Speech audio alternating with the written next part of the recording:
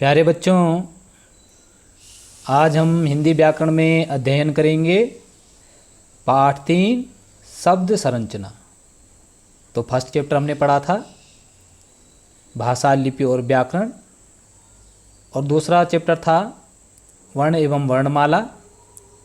और आज हम अध्ययन करेंगे तीसरे चैप्टर में शब्द संरचना यानी वर्ड स्ट्रक्चर।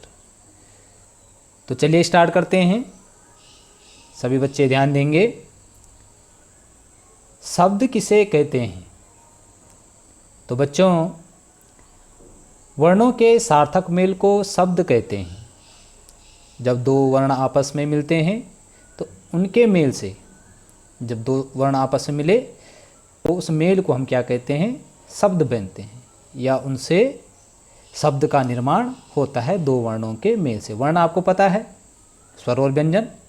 जब स्वर और व्यंजन आपस में मिलते हैं, या स्वर स्वर आपस में मिलते हैं, या व्यंजन आपस में मिलते हैं, या स्वर या व्यंजन आपस में मिलते हैं, तो शब्द बनता है। तो जैसे उदाहरण के लिए है, जैसे ची धन ड़ी धन या, तो ची धन ड़ी धन या, ये अलग अलग वर्ण हैं। तो इनको हम जोड़ेंगे, इनका मेल करेंगे तो शब्द बनेगा चिड़िया। तो शब्द क्या बना? चिड़िया। तो यही हमारा शब्द कहलाता है। दो वर्णों के जो सार्थक मेल को शब्द कहा जाता है। उत्पत्ति के आधार पर शब्दों के प्रकार लिखिए। अब आता है, शब्द तो है लेकिन शब्द का निर्माण कितने प्रकार से होता है, अब हम इसके बारे में अध्ययन करेंगे। तो उत्पत्ति के आधार पर शब्द के 4 प्रकार होते हैं। पहला है तत्सम शब्द, दूसरा है तद्भव शब्द, तीसरा है देशज शब्द, और चौथा है विदेशी शब्द। तो तत्सम शब्द ऐसे शब्द हैं जो संस्कृत भाषा से ज्यों के त्यों हिंदी भाषा में प्रयुक्त होते हैं।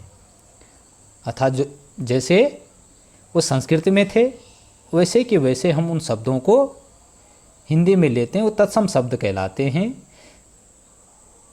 जैसे पक्षी है, गो हो गया, अग्नि है, गृह हो गया, घृत है, तो ये तत्सम शब्द है। दूसरा है तद्भव शब्द। वह शब्द जो संस्कृत भाषा के हैं तो संस्कृत भाषा के, लेकिन उनमें थोड़ा सा परिवर्तन कर दिया जाता है। जब हम उन्हें हिंदी में प्रयुक्त करते हैं या प्रयोग करते हैं या हिंदी में उनको लेते हैं तो उनका रूप हम थोड़ा परिवर्तित कर देते हैं, तो वे शब्द तद्भव शब्द कहलाते हैं। जैसे पक्षी को हम चिड़िया, गौ हो गया तो हिंदी में हम उसको गाय का रूप हमने उसका ले लिया। अग्नि है, अग्नि संस्कृत में बोला जाता है यानी तत्सम शब्द है, लेकिन तद्भव उसका क्या बन जाएगा? आग। दुग्ध हो गया तो दुग्ध का हिंदी में तद्भव बनेगा दूध। सर्प है, सर्प का हिंदी में तद्भव बनेगा सांप।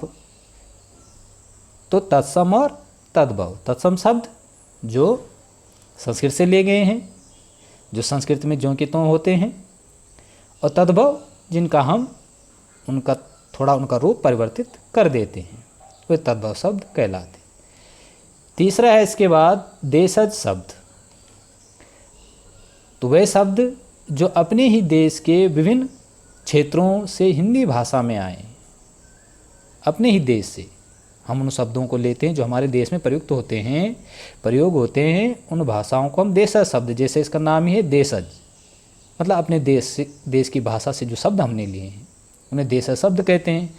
जैसे पगड़ी है, थैला, झोपड़ी, तो ये शब्द क्या हैं? देशज शब्द हैं। फिर चौथा है विदेशी शब्द। विदेशी शब्द वे शब्द हैं जो दूसरे देशों की भाषाओं से हिंदी भाषा में आए, जैसे इसका नाम है विदेशी। दूसरे देश से जो शब्द हमने हिंदी भाषा में लिए हैं वे शब्द क्या कहलाते हैं? विदेशी शब्द कहलाते हैं।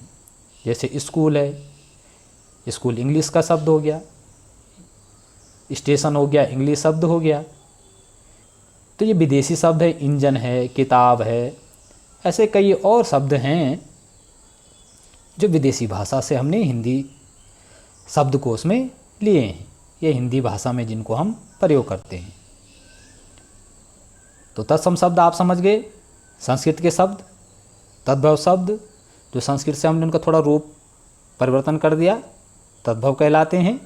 देशज जो अपने देश में जिन शब्दों को हम बोलते हैं, जो हमारे देश में ही प्रयोग होते हैं, वे सब देशज शब्द कहलाते हैं। और विदेशी जो हमने अन्य देशों से जिन शब्दों को लिया है, उत्पत्ति के आधार पर 4 शब्द आपने पढ़े, तत्सम शब्द, तद्भव शब्द, देशज शब्द और विदेशी शब्द। नेक्स्ट है, देशज और विदेशी शब्दों में क्या अंतर है।